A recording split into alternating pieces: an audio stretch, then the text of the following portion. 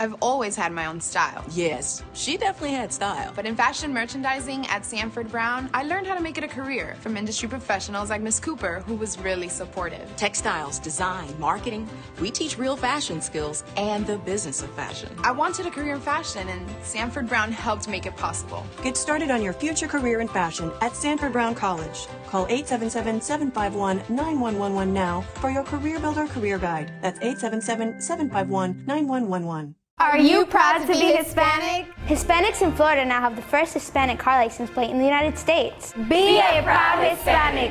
Put the Hispanic plate on your car. I want to be a doctor. I want to be a scientist. I want to be an engineer. I want to be a police officer. I want to be a professional dancer. By getting the Hispanic plate for your car, you will support scholarships and community programs. The Hispanic plate is available at any Department of Motor Vehicle office. Call now at 321-277-0850 or visit HispanicAchievers.org. On April 26th, the Legal Aid Society of the Orange County Bar Association, in association with the American Immigration Lawyers Association, will be hosting Citizenship Day. During this one-day free clinic, legal permanent residents will be able to apply for citizenship with the help of volunteers and as well with the help of immigration attorneys who will review the application. Please call 407-841-8310, extension 3123 for an appointment. Before I became a graphic designer, I thought I only needed to master the software. The computer can only do so much. But at Sanford Brown, Ms. McCarthy helped me develop my eye for design. She even shared her own professional experiences. The adventures of a real-life graphic designer. Prepare for your future career as a graphic designer at Sanford Brown College. Call 877-918-6444 now for your Career Builder Career Guide. That's 877-918-6444. Hey, welcome back. This is Danny Ramos, and I'm here with Camila Pachong, and she is an attorney with the Orange County Legal Aid Society. Camila, you have some upcoming information that you want to share with the community. Tell us what it is, tell us what the event is, and how important it is for the Hispanic community. Okay, so the Legal Aid Society is hosting Citizenship Day with the American Immigration Lawyers Association. It's a one-day event, it's a free clinic, and then during the clinic, legal permanent residents are going to be able to apply for citizenship for free. So lay volunteers are going to help them fill out the forms, and then immigration attorneys, experienced immigration attorneys in the community are going to review those forms, make sure that everything is in place for free. So it's a great opportunity for the community. What if they're here illegal, if they're here legally, okay? In other words, you're only doing this for people who are present in the United States that have legal right to be here. Correct. What other method would they use besides you or legal aid helping them? Would they go to private attorneys? Is that the way they do it? Yes, you don't have to have an attorney to file for citizenship. However, what people don't understand, although it may seem simple, it may seem just filling out forms, you need to understand that the consequences of you filling out those forms is ending up in deportation proceedings. So back up. In other words, you're here legally, and if you don't fill out the forms properly, you can get kicked out? Not by not filling the forms properly, but if you fill them out and you don't realize that something that you have put on those forms may trigger something that may make you deportable, for example, a crime that you committed 10 years ago, and for some reason immigration hasn't realized it, that you committed that crime. When you file that application, that's another chance that they have to realize it, and if they figure it out and that crime makes you deportable, yes, they can put you in deportation. Okay, so what happens if a person did commit a crime but they didn't catch it and they're here legally? What do? They just not want citizenship and just try to stay here under the radar? Correct. So if you have been convicted of any crime, or if you have been arrested in some situations, you want to consult with an experienced attorney, because that attorney is going to be able to tell you, listen, you don't qualify, it's better if you just lay low, keep your green card, you're going to be able to renew your green card in most circumstances, but you should not file for citizenship because you're pretty much opening the gates. Okay.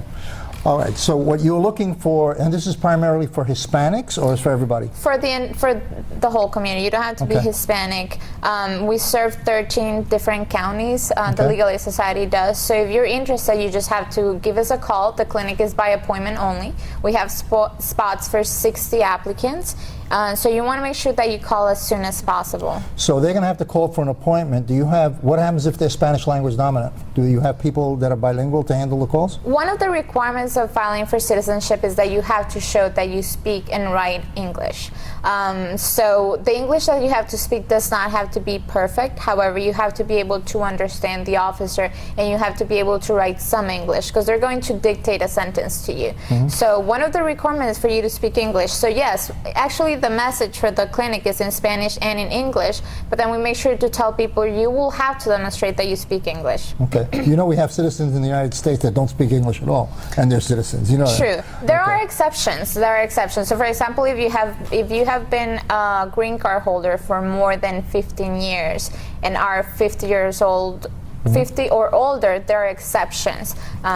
So it depends on the circumstances. You may be able to take the test in your home, your native language, if you meet those exceptions. Okay. And where is this event planned for, and what can a person expect when they get there? In other words, when they walk in the door, what should they be ready for? So if they call the legal aid, and let me give you the number right now. The number that they need to call is 407-841-8310, extension 3123. When they call, they're going to get a recording. They need to leave a message, and then a volunteer is going to call them back. The volunteer is going to screen them, make sure that they qualify, and then it's going to make an appointment. They will receive a letter in the mail letting them know what they need to bring the day of the event. The day of the event, we will have the lay volunteers will be available. They will sit with a lay person. A lot of the volunteers are non-immigration attorneys that practice other types of law, who want to volunteer their time. So they will sit down with a lay volunteer. The person is going to help them fill out the forms, and then an experienced immigration attorney is going to review the forms, make sure that everything is properly filled out, that there's no any issues, no red flags, and if that's the case, then they will get instructions into how to file. We also have education materials available to them. We will have flashcards, booklets. Do they leave the forms at the place? Do they leave their application, or they have to mail it in? They have to mail it in. After they leave the clinic, it's their responsibility to continue the case, to file the case, to change their address if they move, to study for the test, to go to the interview. It's their responsibility to complete it. And do you suggest they send it in registered mail, or do you suggest they send it in regular mail? Of course, it needs to be sent in registered mail, but if they go to the clinic, we will give them very detailed instructions as to what they need to do, step-by-step instructions, and we'll even give them the envelope with the address so they know where to send it in. And where is this going to be, again? The clinic is going to take place at Justice for Our Neighbors. It's a church downtown, but people need to make sure that they call in advance to make an appointment. It's April 26th. It's strictly by appointment? By appointment only, but if they need to start calling right now, so they can make sure that they can get in. Okay. Is there a website involved here, or no? NALEO, which is the National Association for Latino Elected Officials, has a website for Citizenship Day events, and our event is listed there. Okay. All right. Anything else? That's it. That's it. We got it. Okay. Stay tuned for Jose Miranda and an interesting political interview with Jason Henry, and we'll be back in a moment.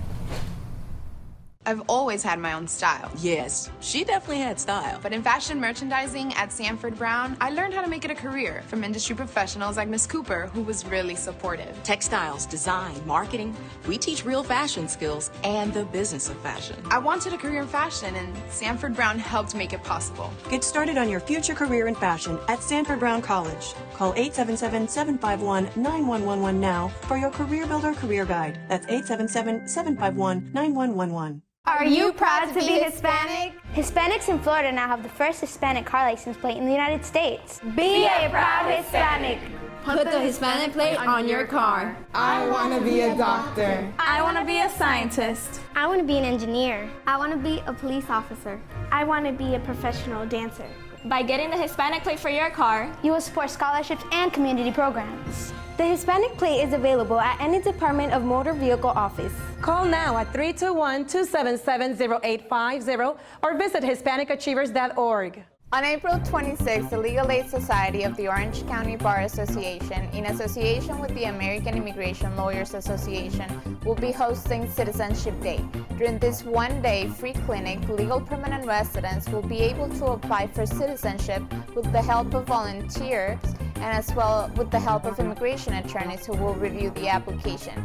Please call 407-841-8310, extension 3123 for an appointment. Before I became a graphic designer, I thought I only needed to master the software. The computer can only do so much. But at Sanford Brown, Ms. McCarthy helped me develop my eye for design. She even shared her own professional experiences. The adventures of a real-life graphic designer. Prepare for your future career as a graphic designer at Sanford Brown College. Call 877-918-6444 now for your Career Builder Career Guide. That's 877-918-6444. Hi, I'm Danny Ramos, and welcome to this week's edition of Hispanic SpeakOut TV, brought to you for the past 14 years on Bright House Cable. We appreciate their sponsorship. We are broadcasting from Sanford Brown University in Orlando, and our program is based upon politics and community issues. I'm here with my co-host, Jose Miranda, and Jason Henry, our political analyst, and this is now the 50th anniversary this week of the Civil Rights Movement. Pick it up. We are celebrating 50 years, 1964 Voting Rights Act that was enacted by the then President Johnson. Actually, he was a lot more proactive than the former president, which was John Kennedy, who was assassinated. Unfortunately, I do think that at this time, we've taken a step back a little bit because in the recent year, we've had an issue where the Supreme Court has diluted part of the sections of the Civil Rights Act. Is that right? Absolutely. Section 4 of the Voting Rights Act of 1965 was, like you said, it was diluted. They invalidated it. Basically, if the state of Florida, Mississippi, any states that fall under the federal jurisdiction about having to have any of your voting laws reviewed, they said, you know what, we don't need to do that anymore because the demographics have changed. Isn't that under a Democratic president and a Democratic well, that's Senate? the Supreme Court, though. This is the Supreme Court of the United States, which is heavily conservative. Didn't he appoint? Wasn't there appointments there by Obama in that? He has had two, right? You have to look at the weight of the Supreme Court. You have to look at Chief Justice Roberts, who was appointed by George Bush. You have to look at Scalia. Well, didn't Roberts go with Obamacare? He was the deciding vote on Obamacare. He was. Yeah. Yeah, so he's for supporting the. 1 out of 10 votes go. He does the right thing. We have to look at this though, that this is an extremely activist Supreme Court. Right. Ideological. So if we look at some of the decisions that they've had as of late, Obamacare is the outlier. Mm-hmm. Okay. So what is the celebration about? Okay. Tell me, what are we celebrating? What are we celebrating? We're celebrating basically the 50th anniversary of the Civil Rights Act. With the exception of Orange County. With the exception of Orange County. So we carve in our neck of the woods. It's a celebration of civil rights, except we got to carve cutting that part of Orange County out because of redistricting. We're not going to include Orange County in there. Okay. But you're having basically a week of celebration. President Carter, President Obama, former Presidents Clinton and Bush are all at the Johnson Library to talk about civil rights and where we are as it correlates to where we were 50 years ago. I know you said that we've taken a huge step back, and we can look at it that way, but the progress that we've made in the last 50 years is paramount, I believe. Now, obviously, we can make some adjustments, but coming from where we were to where we are now, can we celebrate that? You could, yes, absolutely, and you can celebrate the laws that have been passed, and you can celebrate the economic progress to a degree, because there's still a huge disparity with blacks and Hispanics in this country when it comes to income. On my side, I don't think anything's been done to help cities like Detroit get off the ground, and I think that probably minority youth has never had it worse in the history of this country before the 50s, as it had in a modern era, absolutely, than it has now. I mean, we have 70% of minorities that are not employed, youth minorities, kids that need jobs. So what are they doing? They're going to turn to drugs, right? But at the same time, even though the numbers are few, the numbers are still better that we have more minorities that are graduating school, that are finishing classes. We're pushing towards that goal. Do we have a lot to do? Yes, we do. We have there's a tremendous amount of work to be done. I want to continue with this. You know, we're having an interesting discussion, so I want to keep it going. We'll take it off the back end or something. I think that, you know, when you look at what's going on in the minority community today, we all have objectives. The country has objectives, so it's a question of where do you put the money, okay? But there is no question that the minority community has never been worse off economically than it is now. Now, I know we all have our civil rights organizations and our black organizations, but I don't see, on both sides, black and Hispanic, those organizations really going back into the community and stimulating economic development. Is that because they don't know how to business develop? Is that because they don't know how to get jobs and develop jobs? I think if we look at the political environment and how partisan it is now, and it's toxic in some ways, where, I mean, even just something as simple as expanding Medicaid in the state of Florida, where we could cover an additional 1 million people here, we're sitting here talking about, well, I don't think we should do that because we don't necessarily have the money to do it. Well, the federal government is going to subsidize it. So why should we think that we're going to have any type of economic progress from this state when we have a Republican governor, Republican legislature, compared to helping minority youth, helping Hispanics, helping African Americans, even helping poor white people? Why would we think that we're going to have that type of progress from the environment that we're in when we can't even agree to expand health insurance to 1 million people who can't afford it? Well, I think that's going to happen. I think the Obamacare, so-called Obamacare affordable health, I think that's going to find its way through all the wars no matter what. Some people like it, some people don't, but it's there. You know, it's the law. It's the law. But what I'm more concerned with is I'm more concerned with losing a generation of youth, okay? And that has nothing to do with the healthcare thing. But we have a generation. It has to do with that nobody, major corporations have left the United, manufacturing has left the United States. So all of those communities would be manufacturing. But nobody made the plan to replace that in any way, shape, or form. You know, major corporations have gone to China and gone to Mexico, and who's left holding the bag? I mean, the corporations, the stock market has never been higher. So you have a disparity between what's going on economically in this country, that the people who own stock are making money like crazy, because the corporations have increased their income based upon paying $1.25 an hour to somebody instead of paying $7 or $8 an hour. Just look at what's happening in Central Florida. There was a report that was released not too long ago that said that out of the 50 largest metropolitan areas in the country, Central Florida is last in paying people the least amount of money. Disney, Universal, all these large corporations. Well, that's another political issue, because all the corporations, because there's so much weight being put on their back, the local corporations, the one that couldn't go abroad, like the tourism, they're having issues, so they're taking people and they're putting them back into under 30 hours so that they're not full-time employees and they're not subject to benefits. And because they lack the benefits, people are accepting the lower wages. They have to. Also, what do you do? You not eat? You don't eat? I'm saying, I'm agreeing with you. Also, we don't have leaders. We have small little groups of individuals who are trying to do little small things, and they're not getting together to make bigger things done. But we do have leaders. In the Hispanic community, we have major national Hispanic organizations. The problem that they have is that they are segmented based upon national origin, okay? So you have huge organizations representing the Mexican community, primarily Naleo, LULAC, La Raza, okay? And they stay southwest. They do come into the other areas, but they have difficulty because in those areas you got Puerto Ricans who don't want to join them. And then we don't have a center. We don't have anything. No, that's the Hispanics. To galvanize them. Okay, that's the Hispanics, and I agree with you. That's an issue where it's segmented, and each group is going to have to deal with their region. It's regionalized. But the black community does have national organizations.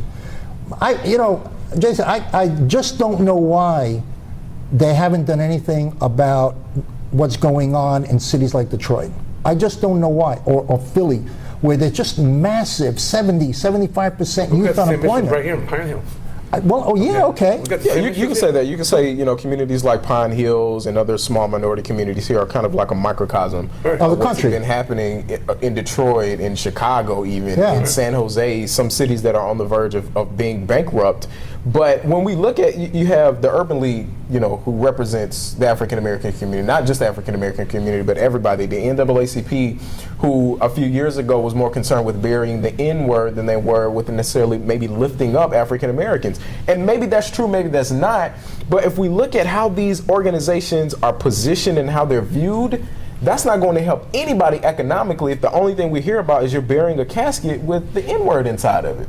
Right. So how is that going to help us economically? So so you're saying that those organizations haven't been focused in on where they should be? I'm not going to say they haven't been focused in on it. Maybe the NAACP hasn't. I have personal experience with the Urban League that they have done some things good, especially here locally, where maybe 5, 6, 7, 8 years ago the Urban League was nowhere to be found, and now they are, I won't say a national player, but they're doing more things for African Americans economically by Can I giving ask you a them question? Sure. Okay, and this is a question that everybody, maybe some people are afraid to ask, okay?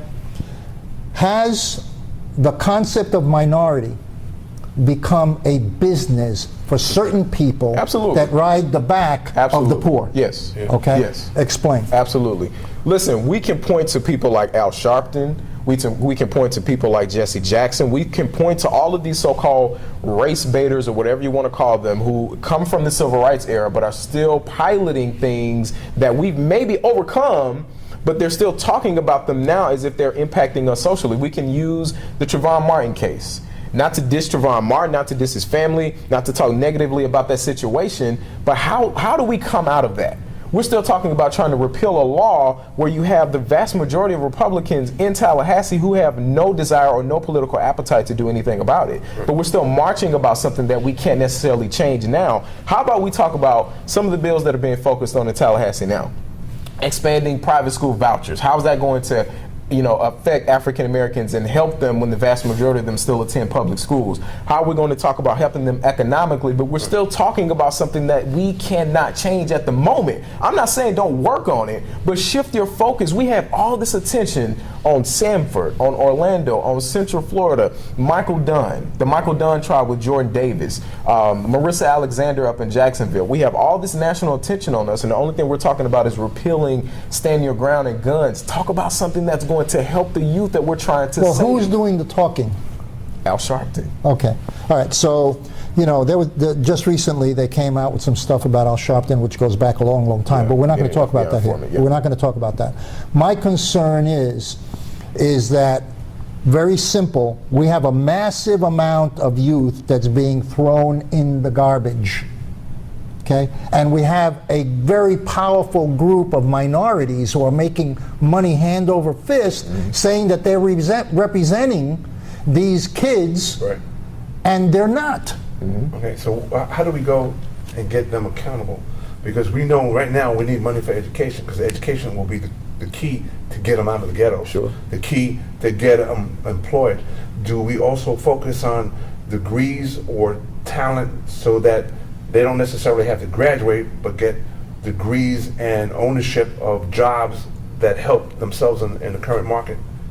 Do we say you can be a doctor, or say to them, I'd rather you be the plumber? No, you can do both. There's no reason why we can't tell our young boys and girls, you can be a doctor, but if you want to be a plumber, that's okay as well. But I want you to shoot as high as you can. I think for a lot of African Americans... Listen, I had a plumber come into my house. He charged $375 for less than an hour's worth of work. Yeah, it's a lot of money. It's a lot of money. There's nothing wrong with having... There's nothing wrong with having a trade, but at the same time, we have to be careful about... That's the key. The key is that we need people to teach a trade, and a trade that can be sold in the United States. Okay. Which is what now? Well, we're manufacturing products abroad. I mean, companies have gone to manufacture those products abroad, right?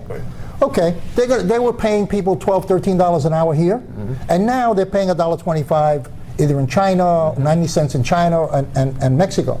Okay. But then why doesn't the NAACP, who has all the power of money, manufacture basic products in Detroit and compete with those people? Yeah, I don't think that's their focus. I think their focus if we look at these two organizations that we talked about, empowering individuals, making sure that they are educated on some of the things that are happening in their community, GD classes, getting them back to college, not necessarily focusing on something that you've said, and maybe that needs to be a pivot for a lot of these. Well, you know, you can go to classes and you can go to college for 4 years. What are you going to eat in the meantime? You know what you're going to do? You're going to go downtown, you're going to go down to the street, and you're going to make $400 selling drugs.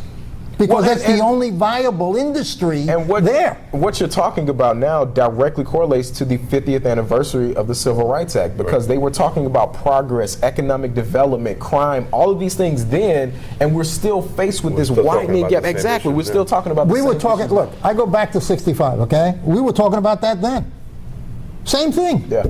I mean, I was in meetings in New York State talking about exactly those subjects. So what if you were there then talking about that and trying to, what's the problem now? The problem is, I tell you, well, the leadership, that leadership is still there, and they have a format of running that leadership and making money a certain way.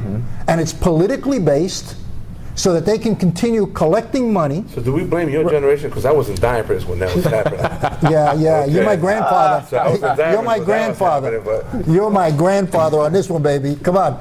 So, you know, I remember all the dialogue. I mean, I started the New York State Minority Business Association in New York, which was a Hispanic and Black organization, to get minority businesses to get contracts from major corporations. And when Ed Koch was in New York, we did the first minority business convention in the city of New York. Okay? And we were promoting businesses with the state and the federal government paying the bill for the hotel so that these companies could come in and afford and get their products Was the political shown. environment then more inviting than it is now? I think it was more cooperative. Yeah, I think so too. I think that I give an example. Andy Young, former ambassador and Congressman Andy Young, said that President Lyndon Johnson, when they passed the Civil Rights Act in 1964, had the last cooperative Congress in the United States. So if we're looking at that now, 1964 compared to 2014, Florida, the United States, Congress, Senate, whatever, if it's toxic now, how are we going to have any type of progress when we still have candidates? You know what happens? The president? We are a reactive society.